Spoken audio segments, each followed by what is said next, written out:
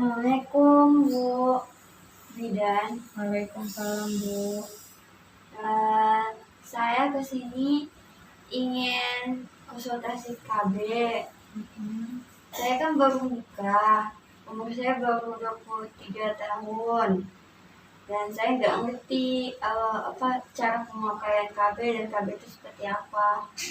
Baik Bu, saya akan menjelaskan macam-macam KB beserta aktivitasnya. Nah, jadi KB yang paling sederhana itu adalah kondom, itu kondom pria. Seperti ini Bu, ini modelnya. Dia sangat efektif ya Bu. Apalagi dia juga bisa mencegah infeksi menular seperti HIV atau AIDS. Kemudian yang kedua itu ada kondom wanita. Nah, kalau kondom wanita itu dipasang di dalam vagina untuk menutupi di luar genitalia. Sama aja, cuman dia dimasukin ke dalam vagina sedikit.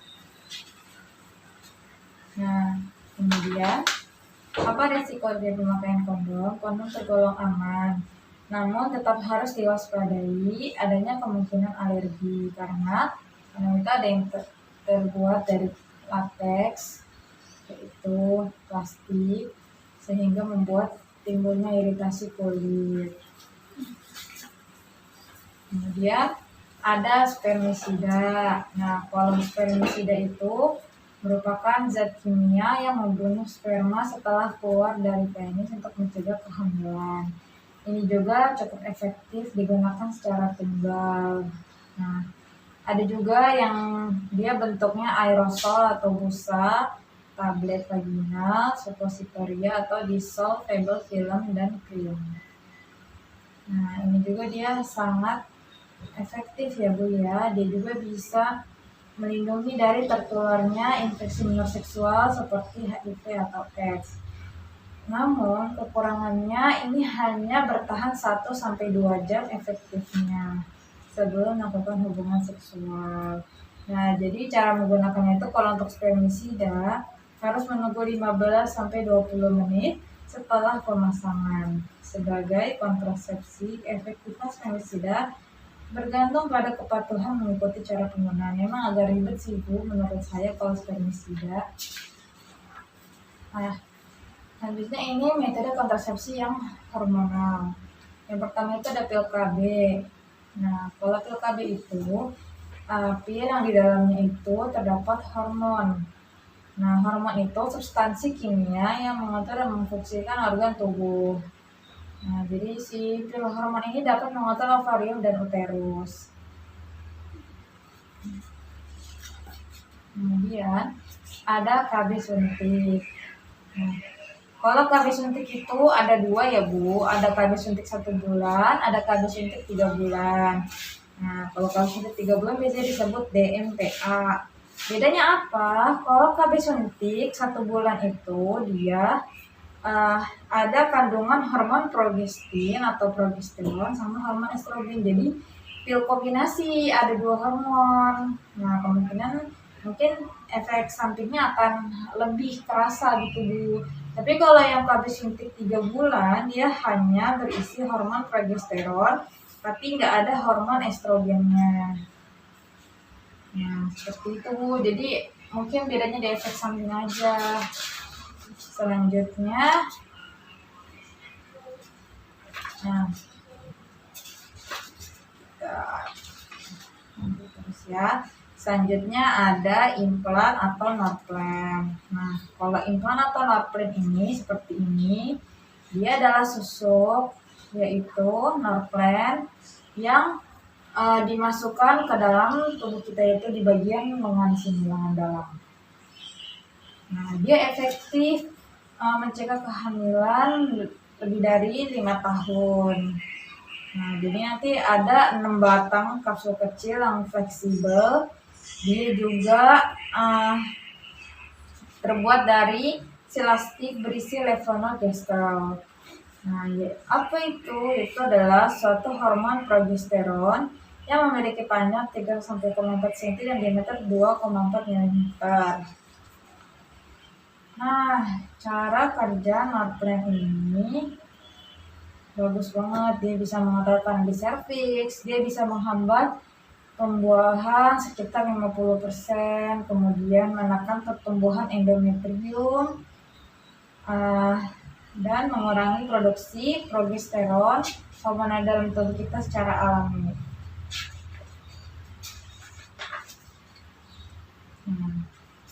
Kelebihan dari si susuk ini atau Norplant, dia dapat dicabut setiap saat sesuai kebutuhan. Misalnya ibu habis memakai itu mau langsung cabut, itu habis setelah pemakaian 1 bulan mencabut itu bisa gitu Bu. Kemudian cara penggunaannya mudah, terus dia sangat cepat efeknya, yaitu kurang dari 24 jam setelah pemakaian. Setelah dicabut, kesuburan akan kembali dengan cepat. Memiliki waktu efektif yang lama, yaitu bertahan lebih dari 5 tahun. Sebelum pemasangan nggak perlu kita ada pemeriksaan dalam. Dia nggak ada kandungan hormon estrogennya, kemudian tidak mengganggu kegiatan hubungan seksual. Nah, selanjutnya AKDR atau IUD. Nah, kalau AKDR atau IUD ini yaitu KD spiral atau yang dimasukkan yang berbentuk huruf T seperti ini. Ini KD spiral yang seperti ini bentuknya ya Bu. Nah, nanti itu dimasukkan ke dalam rahim. Nah, dimasukkan ke sini nih Bu. Gitu. Nah, dia juga bentuknya sangat kecil seperti ini persis Bu. Tuh. Mudah dipasang dan dikeluarkan. Tingkat keefektifan AKDR juga tinggi dengan efek samping dan komplikasi juga ringan. Nah, ini mekanisme kerjanya. Nah, jadi si IUD ini dia mengeluarkan hormon untuk mengentalkan lendir serviks. Jadi kalau lendir serviksnya itu kental, menghalangi si sperma itu masuk ke dalam rahim, kemudian mempengaruhi fertilisasi sebelum ovum mencapai kafum uteri. IUD bekerja terutama mencegah sperma dan ovum bertemu. Nah, kemudian selanjutnya ini waktu pemasangan AKDR atau IUD. Dipasang setelah bidan yakin klien tidak dalam posisi mengandung dan bebas dari infeksi uterus atau infeksi vagina. Atau dia juga lagi nggak menstruasi dan dia yakin nggak ada riwayat hubungan seksual. Nah, kemudian selanjutnya ada metode kontrasepsi mantap atau sterilisasi, yaitu ada tubektomi. Cuman karena ibu masih muda, sepertinya ini gak cocok ya Bu, tubektomi. Nah, tapi tetap saya jelaskan. Tubektomi adalah tindakan penutupan terhadap kedua saluran telur sehingga satu telur tidak dapat menetes satu telur. Jadi di sebelum ke rahim itu si sperma itu kan ada saluran ya Bu. Nah, di saluran itu dipotong atau diikat, jadi spermanya nggak bisa masuk itu Bu di saluran itu. Nah, itulah tubektomi Bu. Karena ibu masih baru, jadi sangat tidak disarankan. Kedua ada vasektomi tapi untuk laki-lakinya. Nah, dari penjelasan saya tadi, kira-kira ibu pakai yang mana Bu? Saya ngambil suntik KB 3 bulan aja Bu. Suntik KB yang 3 bulan? Oh, saya jelaskan lagi ya Bu ya, sedikit.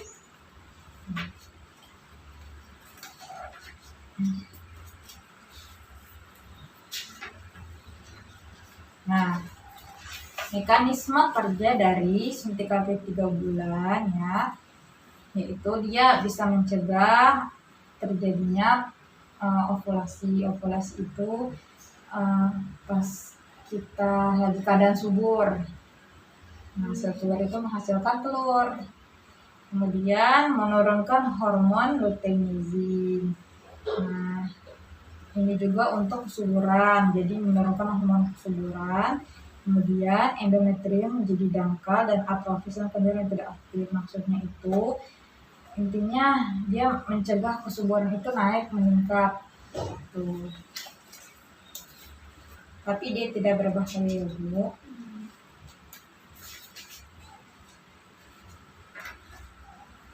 Nah, efektivitas dari DMPA. Menurut DKKBN, kontrasepsi suntik yang mengandung DMPA memiliki efektivitas yang tinggi yaitu 0,3% kehamilan dari 100 perempuan dalam 1 tahun pemakaian. Nah, kemudian kegagalan biasanya disebabkan oleh teknik penyuntikan yang salah. Jadi intinya ini juga harus disiplin, Bu. Kalau nggak disiplin, misalnya lebih dari 3 bulan aja sedikit, ya bisa aja kebobolan. Jadi harus. Nah, tapi sebelum ibu mau suntik yang kedua, ibu itu harus diundur. Misalnya jadwalnya itu pas bulan 1, bulan yang ketiga, bulan 1 Maret. Nah, ibu nggak boleh pas tanggal 1-nya. Ibu harus seminggu sebelum tanggal 1 atau 6 hari sebelum tanggal 1. Berarti itu kan kurang lebih tanggal 24 atau 25. Nah, tanggal segitulah ibu harus mulai disuntik KB yang kedua. Seperti itu, Bu. Jadi jangan pas 3 bulan tok, tapi harus misalnya 26 hari atau 24 hari undur biar nggak ada kebobolan atau pas kadar efektifnya rendah ibu berhubungan itu nanti takutnya malah hamil gitu, Bu. Nah, bagaimana, Bu? Ibu masih yakin tetap mau pakai KB suntik 3 bulan atau DMPA? Iya. Ya, baik, Bu. Bisa Ibu kesini lagi. Nanti akan saya kasih tahu bagaimana prosedurnya, ya, Bu ya, dan akan saya persiapkan. Baik, Bu. Apa Ibu bisa dipahami? Iya, Bu. Terima kasih, Bu Bidan. Ya, Bu. Sama-sama, Bu. Iya, Bu. Begitu saya pamit ya, Bu. Iya, Bu. Assalamualaikum. Salam.